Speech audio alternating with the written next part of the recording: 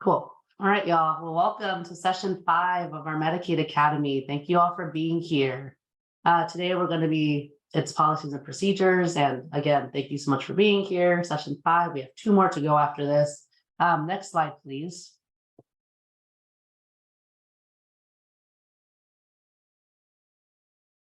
Quickly, a disclaimer from the HCA. What you see here doesn't necessarily reflect their official position. We're just, we're just here to share some of our, not our thoughts, but some info for you, but doesn't necessarily reflect what the HCA stands for.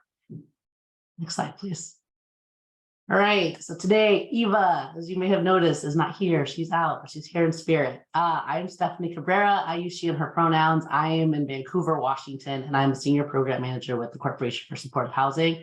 And today we have Terry Power joining us. Yep. Hi, everyone. I'm Terry Power. I'm out of the Columbus, Ohio office. I go by she, her pronouns. I am here today as your guest speaker, and I will be here next week too. So talking about policies and procedures and documentation.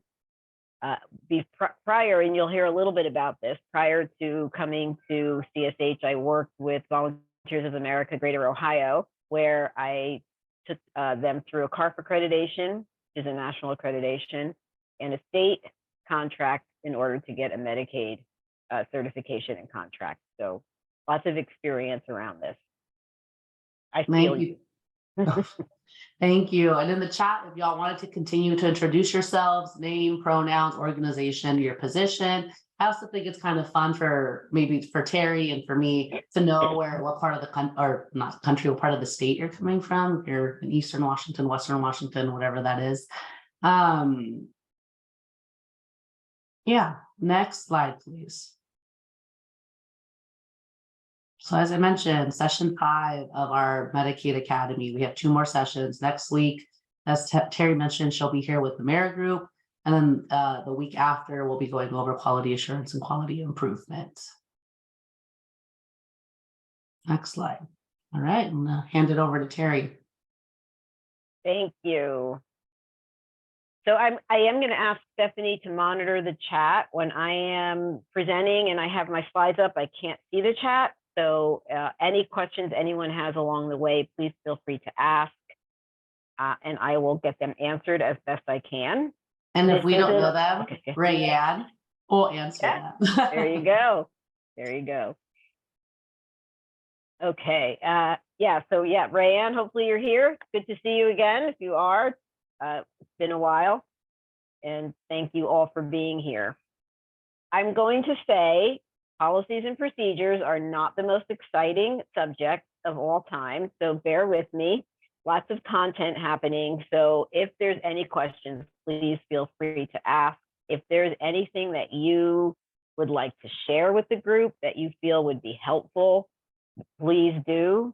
In terms of policies and procedures, it's just as dry to actually implement them or write them than it is to hear about them. So feel free to interrupt with either knowledge you want to share or questions you want to ask. So we're going to talk today about the compliance with policies and procedures. I am going to just highlight and give an overview of HIPAA. We are not HIPAA experts. I am not an attorney. I'm actually a licensed independent social worker, so don't pretend to know everything there is to know about HIPAA, but I will give a brief overview. Always recommend that you hire someone, preferably an attorney who is very expert in HIPAA and familiar with HIPAA, and not just any attorney, but an attorney that actually has some HIPAA experience and is familiar with HIPAA. It's a very specialized topic area. So important policies that might be needed for Medicaid that you might want to look at. And then we're going to also talk about some procedures, a little bit of the difference with each, and then end with the internal monitoring piece. We are not going to go through all of these compliance topics. We are going to highlight the standards and policies, touch on training and education programs, and open lines of communication. Those are the 3 that we're going to respond to today. If you want to look up compliance programs and forms, I'm sure this has been shared previously, but the Office of Inspector General website has a lot of good forms and compliance forms and templates. I'm a firm believer in never reinventing the wheel if you don't have to, so steal anything you can from there in terms of your own consistency and your own standards and policies. And really across the board, it's important that we be as consistent as possible and standardized as possible throughout our agencies to make it much easier for staff and to make it easier for supervisors to implement your policies and your procedures. At the same time, it's also important to be broad in your overview of your policies. So you want that standardization and that consistency across the board, but you also don't want to be so narrow in your policies that there's no wiggle room. So at the same time that you want to have consistency and standardization, you also want to have a little flexibility in the actual policy overview. So the policies are what sets the direction for your agency. They would follow your mission and your values, and they also would comply with any requirements you have, whether it's HUD or any local requirements you have or state requirements you have. You want to make sure that you have your policies in place that are compliant with your under or whoever certifies or accredits you, and STS is one of them. So you want to make sure that your policies align with that, but you also want to make sure your policies align with your mission and values and vision of your agency. They are broadly set. Most of the time, policies need to be approved by your board, and you don't want to go before your board every time you change a line in a policy. So that's one reason that you want them kind of broad in a broad brush overview. I guess the steps or where it gets more narrow would be in the procedures. And I'm going to talk about that in a second. But in developing your policies, some questions that might be helpful for you to ask would be, again, what is required? So where's the compliance piece? What's the issue that we want to get to or the problem that we want to address with this policy? Do we already have one, and is it working or not working? Does it need to be revised? And if so, how does it need to be revised? And then what is the actual outcome that we want in terms of what do we want this policy to do in terms of guidance for our staff and guidance for our programs? So those are some good questions to ask yourself if you're looking to totally develop new policies or revise your policies. We were lucky enough at Volunteers of America to be able, we got a capacity building grant from a local foundation, which allowed us to hire a consultant. And that really helped us move forward much more quickly than we would have without that person.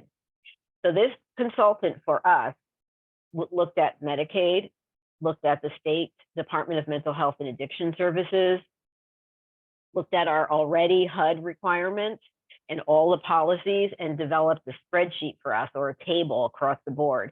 Here's everything that HUD requires. Here's everything that Medicaid requires. Here's everything that the Department of Mental Health and Addiction Services requires. Here's what we have.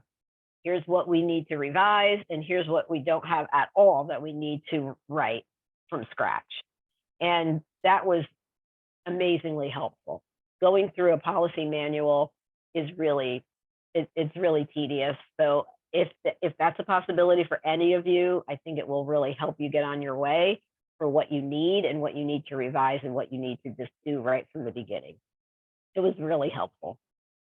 So the procedures then are your step-by-step guidance. And those things do not normally have to be approved by your board. So you can tweak them along the way. And I would really encourage you to do that. You need to review your procedures, I would say, especially new procedures, much more often than annually. The first year that a procedure is being implemented, you should review it quarterly to make sure it is actually being implemented in the way that you envisioned it being implemented. Many times in theory, we can think of all the steps. This happens with forms too, that we design and develop. We think we have everything ready and this template's going to work. And the first time you fill out the form, you realize you forgot a really crucial element and you have to revise it. So I would encourage people to look at your procedures, ask staff, is it working the way we thought it would be working? And do we need to tweak it or revise it? An example I like to give is about critical incident reporting. You can have a policy around that, which is a broad overview of why do you have a critical incident policy? Again, where's the compliance? Who requires it? What purpose is it serving? You might also have what training requirements you're inputting with this critical incident policy or report policy. And what programs does it apply to? If you're a big agency with a lot of programs, is it across the board? Is it different for a shelter or residential programs than outpatient? If you have both, is it different for scattered site or single site?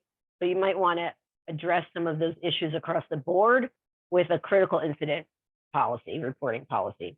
Then your procedure would be a lot more detailed and step-by-step. And step-by-step instructions on how to complete the actual incident report form. So you might have, number one, start on the top, do this, do that, sign it. You might have a timeline. This needs to be done within 24 hours or 48 hours. You might also have a list of what is a critical incident. What's just an incident if you have that differentiation. And you may also want that in your policy as well. You also want in your procedure who's going to sign it and when. So does it go to the immediate supervisor? Does it go to the director of the program? Who does it go to? And what's the timeline for that person to sign it? And then what's the final step? Does it go to the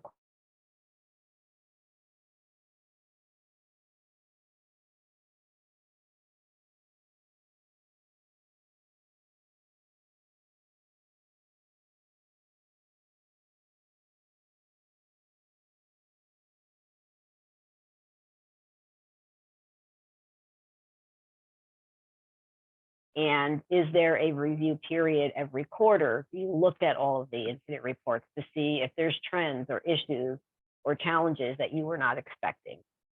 So that's a little bit of an example of the difference between a policy and a procedure and how each can work.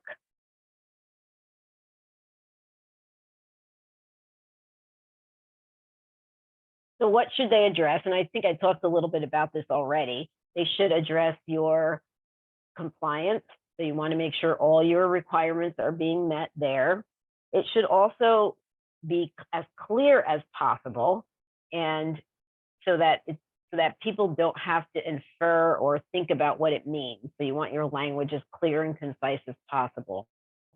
You want to have in there how it's going to be trained and communicated to staff. It's really important that staff are trained on policies and procedures. And a lot of times we forget that when we're onboarding staff. We're going to talk about that a little bit later in the session.